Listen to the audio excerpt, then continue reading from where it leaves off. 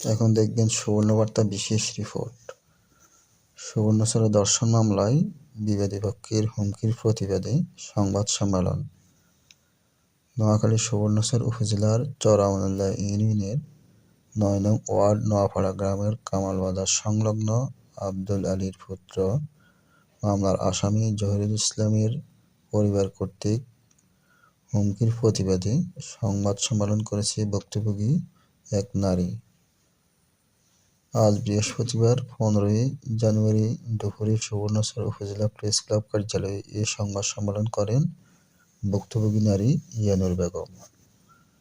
সংবাদ সম্মেলনে ইয়ানুর বেগম বলেন, জহিরুল ইসলামের সাথে আমার ৪ বছর প্রেমের সম্পর্ক চলে আসছিল।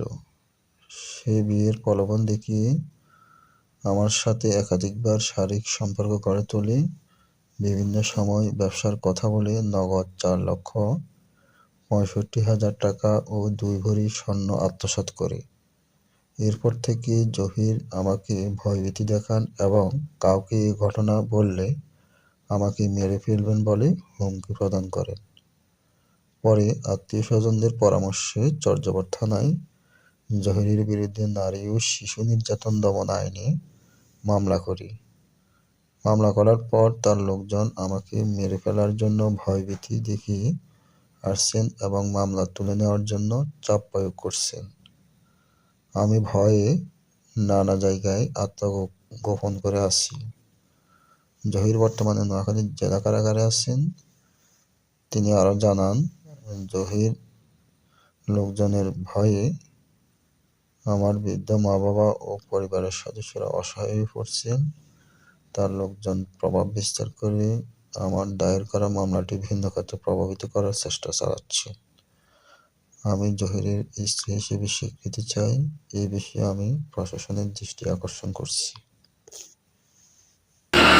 জহিরের সাথে আমার শারীরিকভাবে সম্পর্ক, আমার টাকা পয়সা স্বর্ণ এবং সব আমার লোভ লালসা দিয়ে নিয়ে গেছে। বিয়ের ফলাফল দেখায় সামাজিকভাবে সবার কাছে মান্যগণ্যর কাছে এটার বিচার চাই। আমার বিচার পাইনি, কারণ আমি নিরুপায় আমি থানায় মামলা করছি। তারে ধরে নেওয়ার পর তার বাবা এবং তার ভাই বেড়া তার আত্মীয় স্বজন আমাদের হুমকি দেয়, আমার মারবো কাটবো, মানে আমার বাড়ি ঘর আগুন জ্বালাই পুড়িয়ে লাইব, আমার অনেক হুমকি ধুমকি দিতেছে। সে এখন জেলে আছে,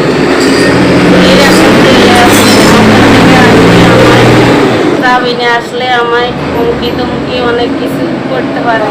এই জন্য আমি আপনাদের কাছে বিচার চাই, জনগণের কাছে বিচার চাই। হুমকি ধুমকি দিতেছে মামলা উঠানোর জন্য। এখন আমি প্রশাসনের কাছে বিচার চাই এবং আমি